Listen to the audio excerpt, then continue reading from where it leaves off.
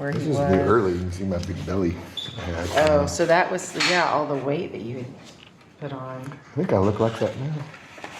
Get Well, out of and here.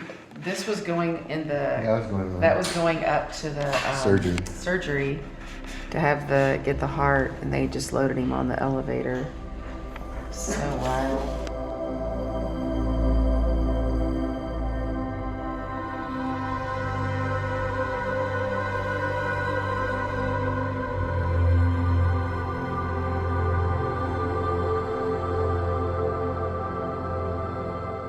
Really started, to start with, I had a heart transplant June 5th, 2020. But it all began about 7 years before today. And that is, I had the flu, just a normal flu, got the flu vaccine that year.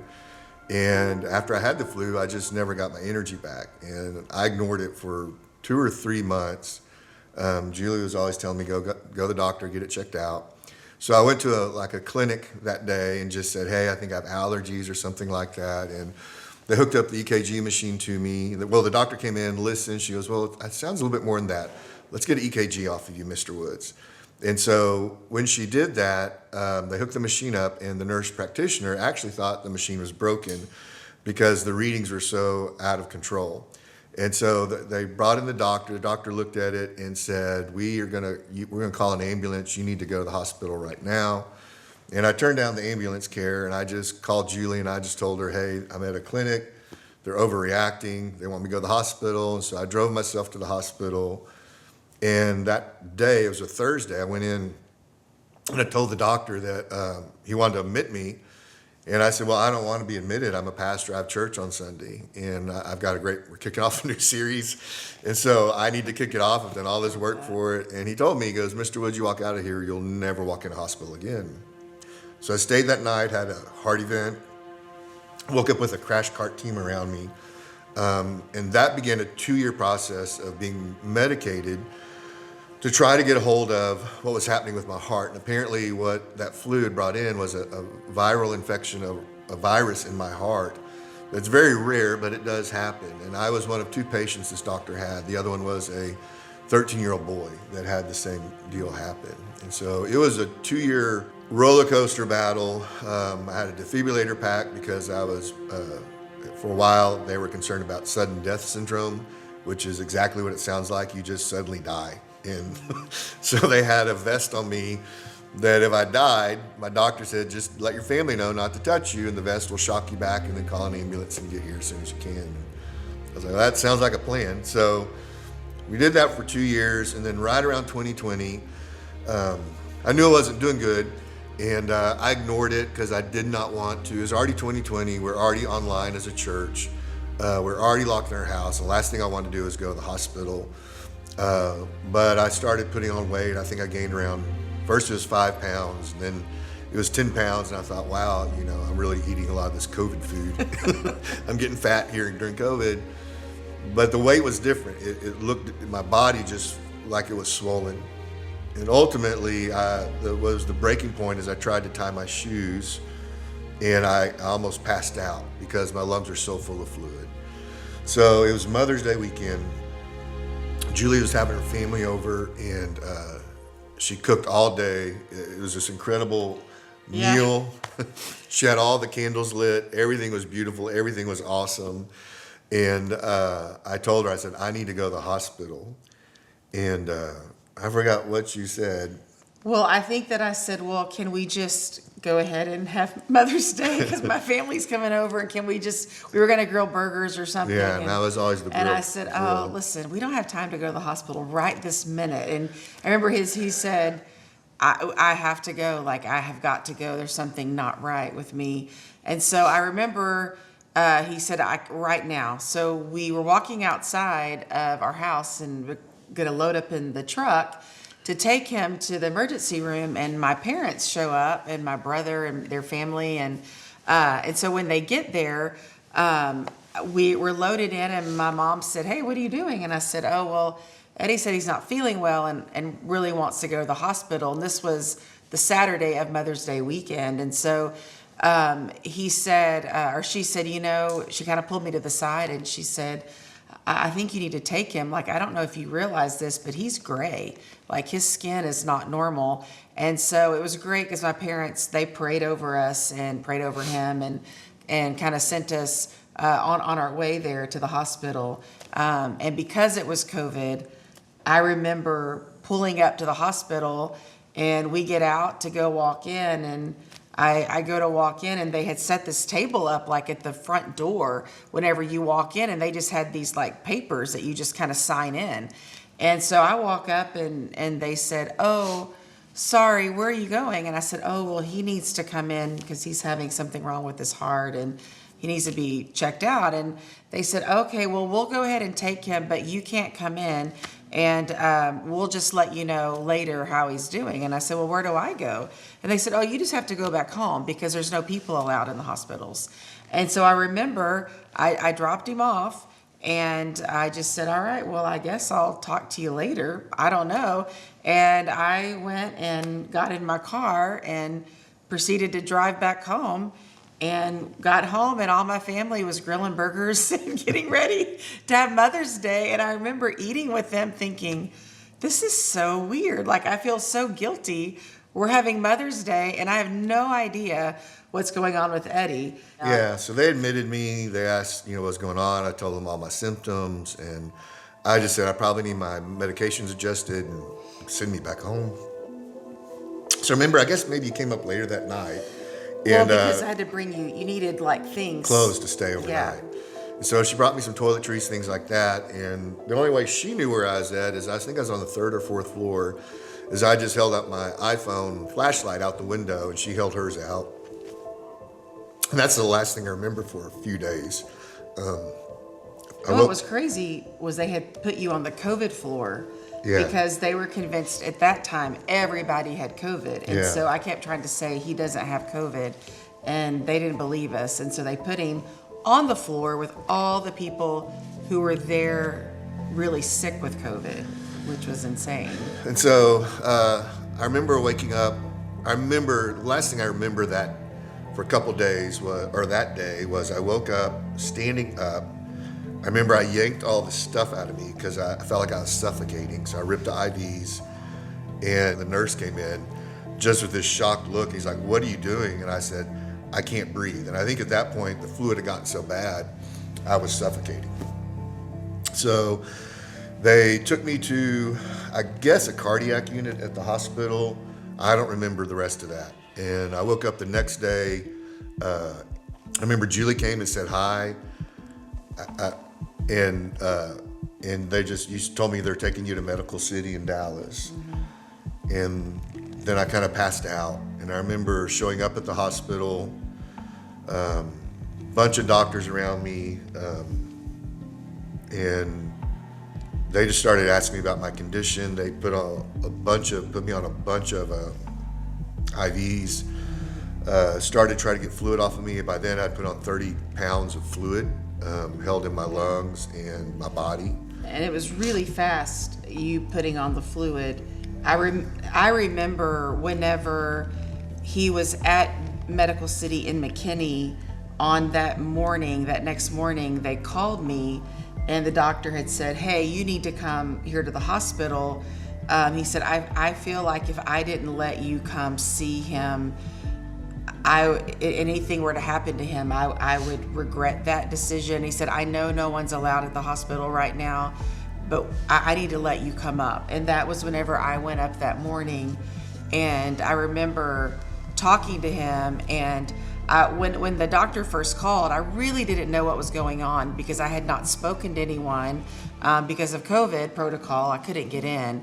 But I had called my dad that morning whenever all this was transpiring, and I called him and I just said, "Hey Dad, the doctor called, and at this moment I am just hysterical. I'm crying. I don't know what to do." And my dad just said, "You know what, Julie," he said, "you're gonna have to stop crying." And he said, "You're gonna have to walk into that hospital, and you're gonna have to lay hands on him, and you're gonna have to pray for him." And he said, "This is something that no one else can do for you but you, because none of us are allowed to be there. And so he said, this is going to have to be you. So this is kind of where I felt like in my life, it was this sort of like grow up moment of there's no one else that can help you. There's no one else that can do this for you, that you're going to have to use your own faith and walk in there. And so I did. I remember walking in and he was so out of it. But I remember he had put a scripture he had his phone there. And so when I opened it, there was a scripture that he had been reading and it was there on his phone. And so I just prayed the scripture that I found on his phone that he had been praying and reading. And so I remember praying that over him. And then I remember them coming and getting him. And they told me, they said, you can follow him over to the heart hospital in Dallas. And so that's what I did. I followed the ambulance. It was such an eerie experience to follow. It was really strange. But anyway, followed you over. And then when I got there to the hospital, I was able to walk in with him on the stretcher. And when I got there, the nurse just stopped me and he said, where are you going? He said, you can't come in here. And I said, well, I don't know. They just told me at the other hospital that I could follow over. And he said, yeah, you can't come in here. And I said, well, where are you taking him? And they said, well, we'll take him up to, our ICU and we'll see how he's doing and we'll evaluate him. And I said, well, how do I know if he's okay? And he said, well, if he dies or starts to die, they'll call you and let you know. And I said, that's it? And they said, yeah. And I said, well, who do I talk to? And they said, well, I don't know. You'll just have to call your other doctor and try to find that out. And so I remember that day I dropped him off and I didn't hear from anybody for about 3 days. I had no idea. He had his phone and his belongings, but he was so out of it, he couldn't use his phone or communicate. So anyway, so about 3 days, I'm just at home with the kids, and they're wondering every day, what's wrong with Dad? Is Dad okay? Because they had not been allowed to see him and wouldn't be for quite some time. So at that point, I kept going downhill. So I started to have organ failure, kidneys and all that, liver, all that stuff just began to fail. Because without a functioning heart, basically you begin to have organ failure ultimately till you die. And so it was a really, after the whole process, I remember I talked to one of my doctors and he goes, that first day you're in there, he goes, I did not expect to see you that next morning. He goes, the way you looked, the way you weren't responding to anything we were trying, he goes, I was pretty sure you're going to die that night. And so he goes, he said, and this is a doctor, I don't even know if he's a believer, he goes, God must have a good plan for your life because you shouldn't be here. So while Julie was at home, I was in the middle of them. They had all the drugs that they did to get my body to respond, to get my heart to respond at its highest level. And I do remember they told me they were concerned that if they don't have much else they can do unless my body starts to respond to these drugs. And so that was kind of and that's where I began to pray Psalms 91 over myself.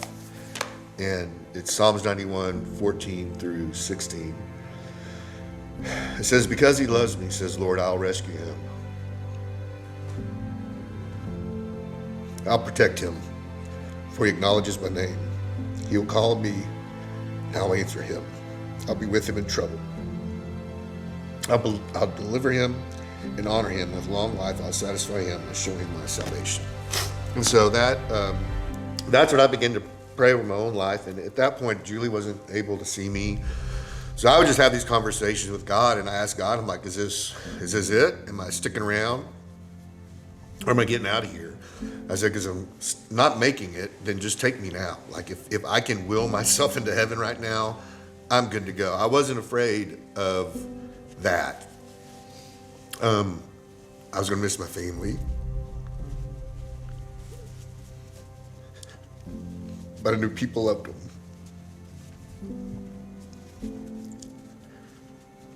Sorry.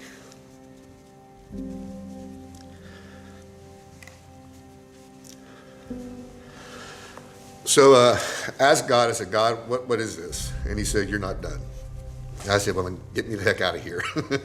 I was really believing God for total and absolute healing, to get a new heart as far as God healing my heart. It was not on my prayer list to get a transplant.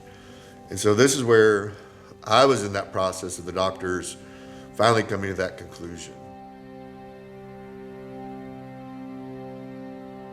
I think it was about 3 days, it may have been three or 4 days in, that I finally heard from a doctor, heard from somebody, and he said, we want to do a, not a FaceTime, but just a call that we're all on the call together.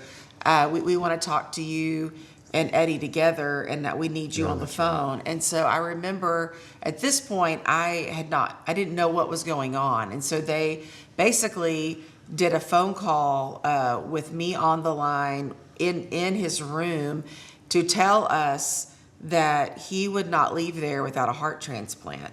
And I said, well, are you sure? Like, there's not anything else that you can do for him?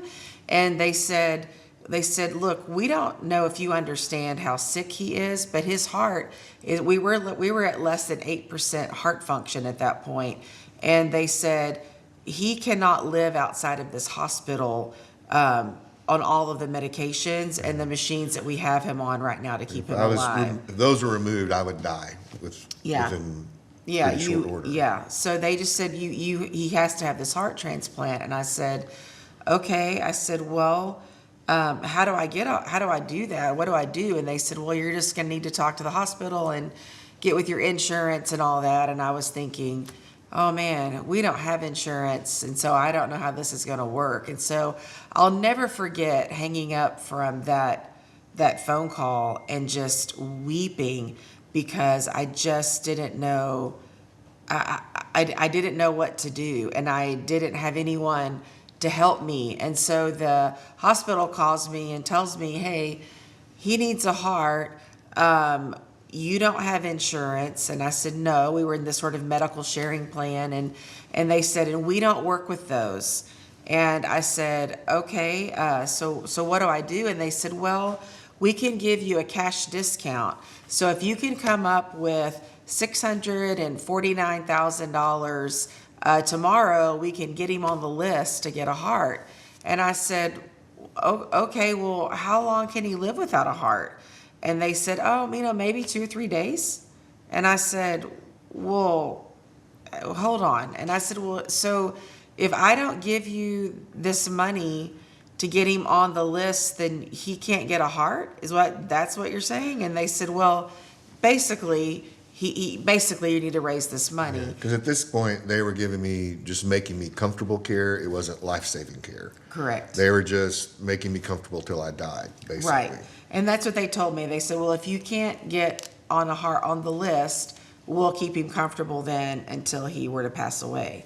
And I said, well, that doesn't make sense to me, that you have the ability to save his life and you won't do it.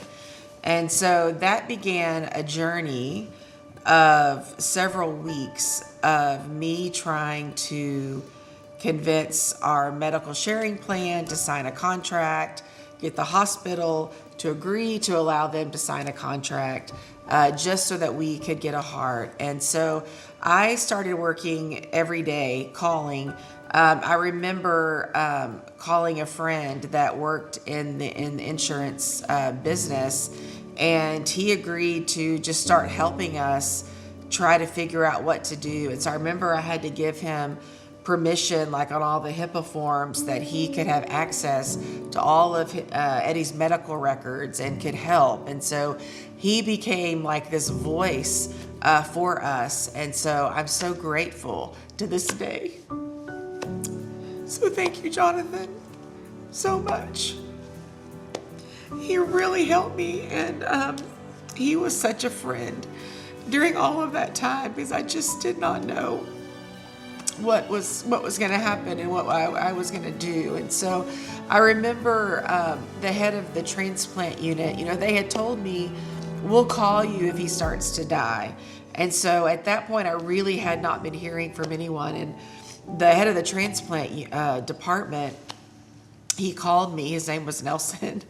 And I remember he called me and he said, hey, Mrs. Woods, I just wanted to talk to you and let you know that the doctors feel like that you need to get up to the hospital today, if you could come right now. And I said, come right now? And he said, yes, they need you to come right now. Well, the last thing I had heard was if they say come right now, it means that he's dying or about to die. And so I tell my kids, because they're there, I have to go to the hospital right now. And they said, because Dad's dying. Well, is he dying? So then they all start crying, and they're in like hysterics, thinking that he's dying at that moment. And I just assumed so as well. And so I'm talking to Nelson, and he's like, you just get your stuff together. He said, you know what? I'm going to stay on the phone with you until you get here and until you're okay.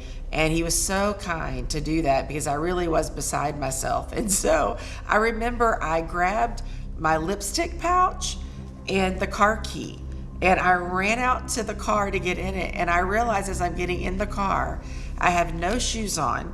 I did not have my purse.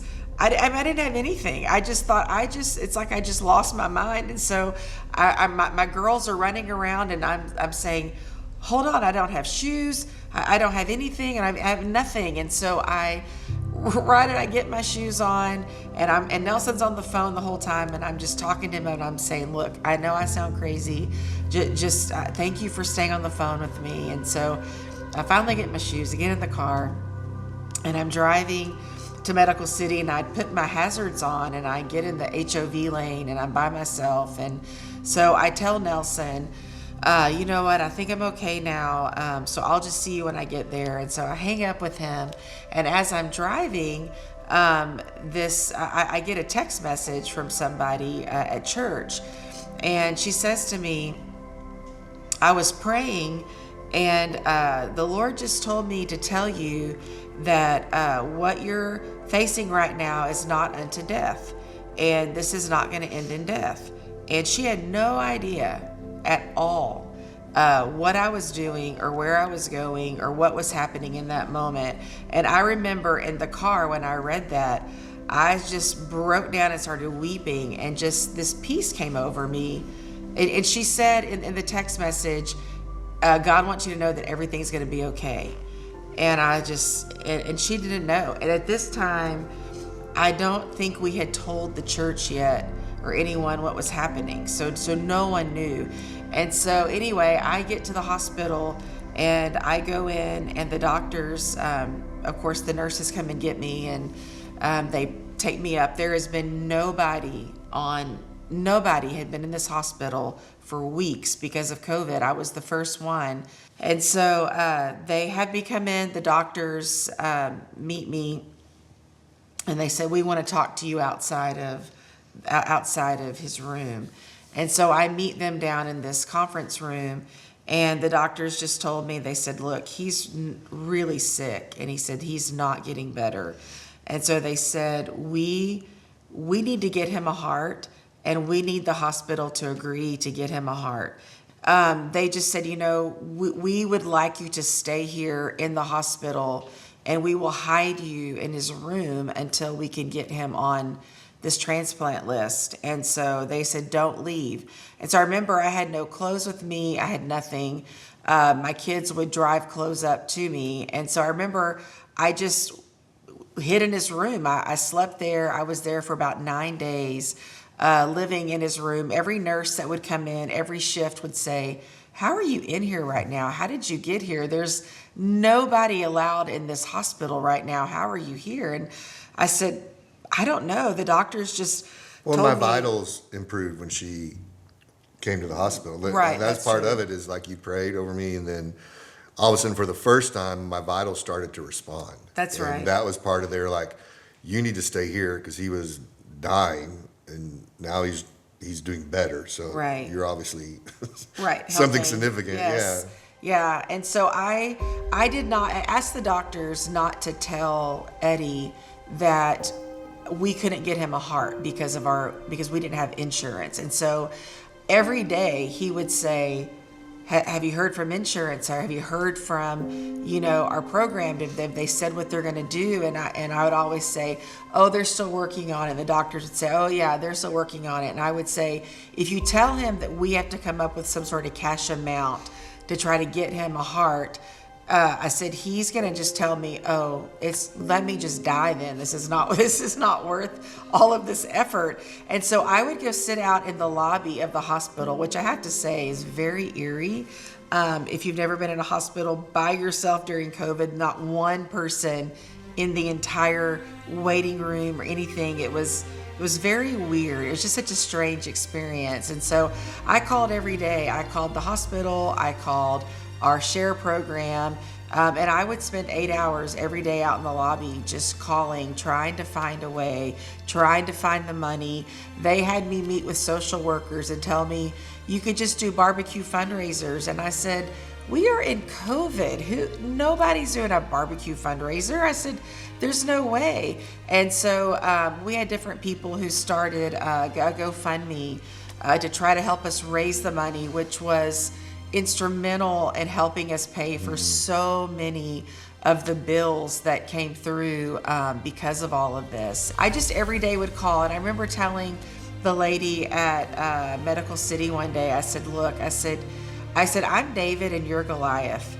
And I said, and all I know is that God's going to make a way, and God's going to help us get him a heart and get him on the list. And so we finally worked through, it was more details than I can even share, but we worked through a lot of things, and I just lived there in the hospital.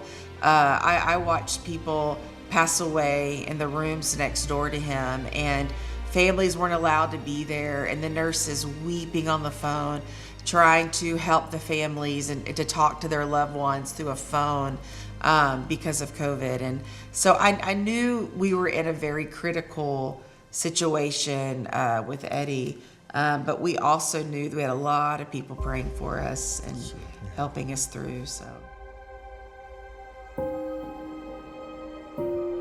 ultimately, we released it to the church and let the church know, and they were praying. I began to work with the doctors on the concept of a heart transplant. I really didn't want one. I really just wanted the chance for recovery. And it was an option. They weren't going to force me to have one. And for a couple of days, I wanted to think about it. And so I began looking into what is life like after a heart transplant, because I'd never imagined it. And through a couple of relational connections, I ended up talking to a guy who had a heart transplant in Houston, and he had just come home from a vacation in Cabo, and he was out doing lawn work when I talked to him, and I could hear the lawnmower in the background. He's like, your life's going to be so much better, and just, it really encouraged me. Mm-hmm. So in that process of seeking the heart transplant, they ended up putting in a pump to support my heart. It's called a balloon pump that wrapped around my heart, so it would help my heart squeeze, because even though they had drugs doing that, it still wasn't sufficient.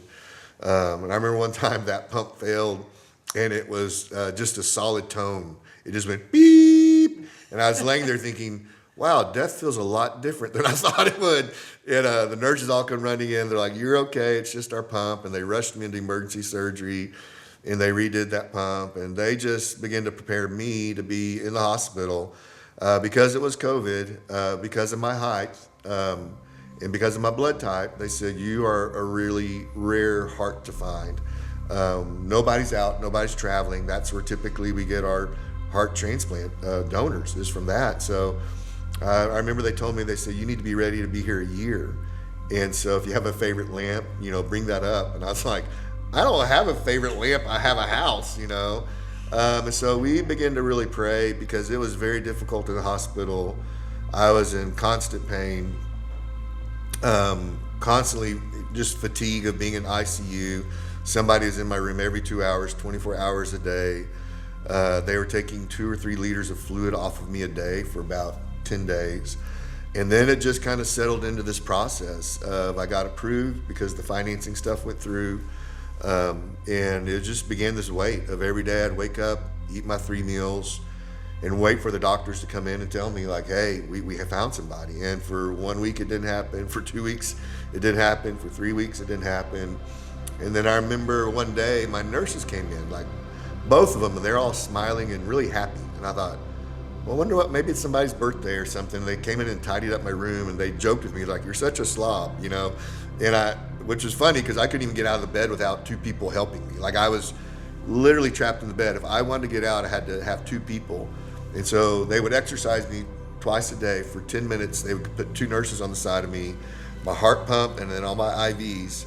And I'd walk this hall, and it was probably just 100 yards, but it felt like 5 miles. And so they came in that day, and instead of taking me for a walk, they cleaned up my room. And then all of a sudden, all my doctors came in, and I thought, wow, I'm either gonna die today or something good's gonna happen. And they said, we found a donor, and he's approved. And apparently they had a couple other donors before that, but because of being young, in which I was glad my doctors called me young, is that they said, we wanted to find a good heart for you, something that could last you, you know, and they ended up calling it the heart of a stallion. So they said, you know, get ready, it's gonna happen within the next 24 hours because when they harvest the organs, the heart is the last one to go. So they'll do the lungs, the kidneys, every other organ that can be donated. The heart is kept there to keep those organs viable until all the other things are out. So I remember they finally came in, they said, hey, your surgery's gonna be in about 3 hours. I was a nervous wreck. As much as I was grateful for the heart, I also knew people died in that process, and the idea that they're gonna split my chest open and this heart that I'd lived my entire life with was gonna be on the outside of my body, and for a moment I would be a body without a physical heart, was a really overwhelming thought. And so I remember they loaded me up, and I said goodbye to Julie. Well, it's very, I didn't realize that it's very ceremonious when they remove a heart from a donor, and you know, it has to be within like a 200-mile radius because they want the heart to still be warm basically when they get it. And so they basically go and they do a whole ceremony when they harvest the heart. And whenever they were prepping him for surgery, the surgeon, the whole team comes in so you can meet everyone that's going to be in the operating room with you. And they all gathered around the bed and asked Eddie, would he pray over them and pray over the surgery? So it was really special. Yeah, so the doctor, my nurse said that's the only time they've ever done that. Typically they just come in. But at that point, the whole, they all knew who I was, what I did. And they all really believed for a miracle. Part of the process of fighting for the funding was that they were just like, we've helped people who are drug addicts and alcoholics get hearts for free. And why are you gonna let this man who dedicated his life to helping other people, you're gonna let him die? And so even that staff was very much, especially when this heart came up in the short term, because like Julie said, this guy had to be about my size. So I couldn't have the heart of somebody who's like 5'8". They needed to be at least 6 feet tall. He had to have my blood type. He had to live in either Austin or San Antonio or within that region. And so when they found that heart, and he had to have a really high DNA match. So when they found that heart, they knew it was very much a miracle. So I remember they rolled me out of the room, they prepped me. I remember in the elevator, there's about 8 people around me, and the nurses are doing the best they can. They're making small talk, and I did not feel like small talk. I just wanted to get down to business. And so they rolled me in that, and I remember it's a bright white room, it's freezing cold. And they moved me onto this stiff bed, and they put warm blankets on me, and they said, you know, we're gonna sedate you. Are you ready to be sedated? And I was like, I wish y'all would have sedated me yesterday. I was ready to be done. Remember, I went to sleep. Apparently the surgery went well. Obviously no recollection of that. I woke up after the surgery, and I was ventilated, and I tried to rip it out.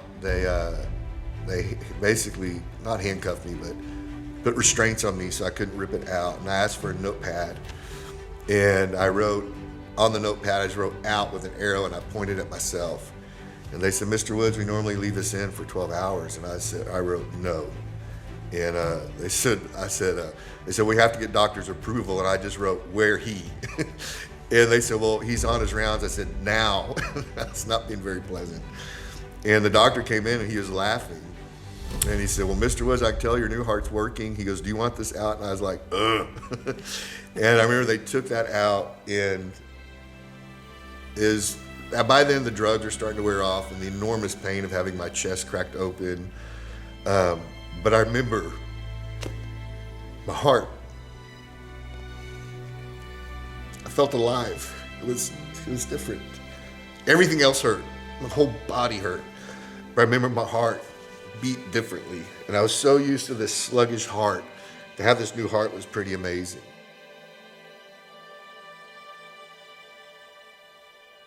So in that recovery process, they want to keep you there about 10 days. And so we began this process of asking, how do I go home?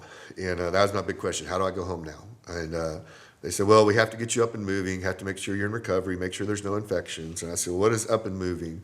They said, well, we want you to be physically active. We want you to walk a lot. So I texted Julie, and I said, next time you come up here, I said, give me an Apple Watch. I'm going to track my steps. And so I remember I put that watch on, and I would leave my room, and I would shuffle around that hospital all day long till finally I got up to 2 miles a day. And I remember my doctor came in, and I said, how far do you want me to walk? He said, well, at least a mile. And I said, I've done 2 miles for 2 days. And he said, you have not. And I showed him my watch. I said, let me go home. And so he ultimately, they said yes. And so the miracle is I wasn't there a year. I was there 40 days. The miracle was they found a donor. The miracle was I didn't die. The miracle was that this donor was the highest DNA match in the history of the heart, Medical City Heart transplant program. He was, at that time, and might still be, he goes, we've done heart transplants on people who have zero DNA match. He goes, and they have a lot of rejection issues. He goes, you are so high. He goes, somewhere in y'all's bloodline, y'all have to be related on the other side of the ocean in Europe at some level. He goes, we've never seen somebody this high, which consequently has really helped with my rejection medicine. So I remember we went home and just began that process of healing and, being restored. And they, at the time, because of our insurance situation, we couldn't afford rehab.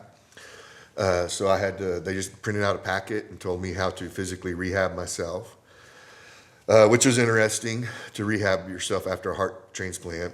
And so I just made up exercises and would walk up and down the stairs and would lay on my floor with a can of green beans and do, act like they were weights. And those little 12-ounce cans of beans felt like 100 pounds. Mm-hmm. And I did that. And then about a year after my heart transplant, we're sitting in a staff meeting. And I got an email from the heart clinic. It was my social worker. And she said, you got a letter from the donor's wife. And they allow they wait a year. So you have to wait the full year before you're allowed to send letters or communicate. And it's always up to the donor's family if they want to communicate with you. So you really never know if you're going to be able to hear from the donor or not. So we had not heard anything, and we did not know who the donor was or where he was from. So we were sitting in staff meeting, and I just began to cry. Of course, no big surprise to be around Eddie, and he cries. But I just said, I just got a letter from the donor's wife, and she wrote a letter. She says it was would have been her 15th wedding anniversary. She was thinking about her husband with her 2 kids. They had 2 little kids. And she just wanted to tell the person that got the heart what kind of man he was. And so obviously he was an incredible guy, but what was even more unique, and this really shocked the entire medical staff that was a part of my whole process. And they were so excited. I will never forget whenever he got the heart, before we got out of the hospital, the social worker that we had been assigned our case, she just said to me, she said, I really hope someday you get to know this whole story, because it is honestly the most amazing story we've ever had here at the hospital, but we can't tell you right now.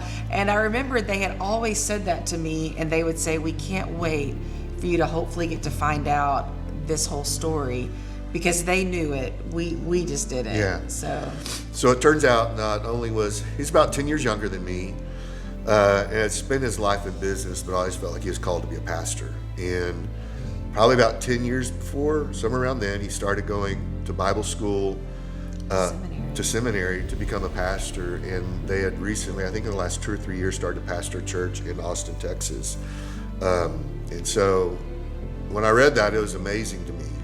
And so I wrote her back a letter and just said, your husband's heart's still doing what it's called to do. It's still preaching the gospel. And I said, consider us your church. And, it was hard for me to read the letter because I know for me to be here, somebody's not. But I'm grateful that he made that decision so I could be. So for me, it's been a genuine second chance at life. It's a different look at life living on this side of a heart transplant, because you realize you don't take life for granted. It's a true gift that we need to enjoy.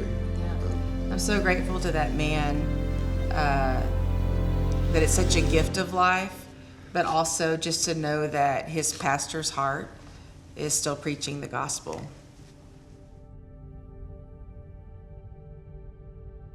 Community is coming together for their pastor who just underwent a heart transplant. Joining us this morning, City Point Church Pastor Eddie Woods. Good morning, Pastor Eddie. The big question this morning is, how are you doing? Good morning, Lauren. I'm doing great. I feel 100 times better. During this process of being at the hospital, I remember it was time during COVID when all the George Floyd and all those things were going on. And I remember just having a heart for our church and wanting to help our church through everything they were going through. And so I ended up making these videos that I posted onto Facebook for the church to help encourage them, to help lead them as we're going through this. And I look back on those videos now and I realize how horrible I looked and sounded. But at the time, I was just trying to pastor our church from where I was at. Well, I mean, the church was in such, it was just crazy because of all the stuff with COVID that we were just filming Sundays and that was it. And so we were trying to keep the church together. And I think he just started making these videos. And as he's making all these videos, somehow the news station found out about it. And so the news contacted us or contacted the church, I think, and said, hey, we've come across these videos online. And anyway, so we end up on Fox 4 and their interview talking about there's a pastor in a hospital that needs a heart transplant. And so they start finding out about how he's trying to get a transplant and the GoFundMe, and then he's encouraging people from his hospital bed. And so Fox 4 kind of followed his whole story all the way through, and then followed even after that. After he got the transplant, they interviewed you from your hospital room. And I remember Lauren Prisbell was the one that interviewed you and just asked you, how are you doing? And then the American Heart Association reached out and they did a whole article on you on what it's like to get a heart transplant in the middle of COVID. And so that was really interesting to be interviewed and get to tell that story, and just to see how even the church came together just to rally around you. It's almost kind of like during COVID, it gave a lot of people this purpose just to pray and to see that you would get a miracle through all of this. So I guess one of the toughest parts through the whole thing, outside the medical, physical experience, was the emotional and spiritual experience. It was very lonely. Most of the time I was alone, and the nurses always did the best they could. But it was also time for me just to draw close to God. And I remember I never really asked why me. I was just grateful that he was there with me. And I think I don't feel like the why me question would have helped. It really doesn't matter why. What really helped me is that when I was going through it, I wasn't alone. I remember I could put on my worship and I just experienced the presence of God. And for a minute, it's like that moment would just disappear and I was just in his presence. And through that, there's a big confidence that I have in God to watch over me. Nothing really bothers me nowadays because if God could get me through the darkest and toughest moment, a moment where the professional said I shouldn't have made it through it, I think he can get us through everything else. And I think for me, the message that came out of my heart is just the faithfulness of God in the middle of our struggles. I mean, it's true. I mean, there are people, I remember in the hospital one night, there was a guy walking in front of my room, and I just heard his body hit the floor. And I remember them doing a cold blue, and all the nurses ran, and I remember hearing him calling his time of death on the floor outside of my room. And he slipped into eternity. Then a few days later, another guy passed. And I remember the nurses coming in, tears running down their faces, because there's no family. So they had to be this emotional support to these strangers going through these horrible life experiences. And I just remember those moments being so grateful that God was there with me. And there was a lot of anxiety, but then overwhelming peace.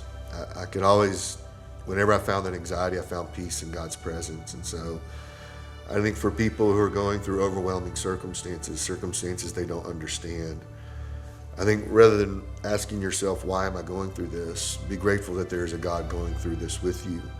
Because there's people in your life, in this world, that are going through the exact same thing, but they have no hope. They have no faith. They have no God. They have no community. They only have what's between their ears. And I was so grateful in that moment, as horrible as it was, and all the things that it was, I was never felt alone with God's presence. I felt isolated from people. I was worried about the church. I was worried about the people I love. I remember I even made a video for the family that if I didn't make it, I thought, well, they'll probably be digging around on my phone for the rest of my life. So I'll just make some videos they can find, because there's things I need to say to them if I never get to speak to them again. And so now we try to have those conversations instead of waiting for when we can't, because none of us are really guaranteed tomorrow. So I guess, one of the other messages I got out of it was just live today to its fullest, because it's the only day you have.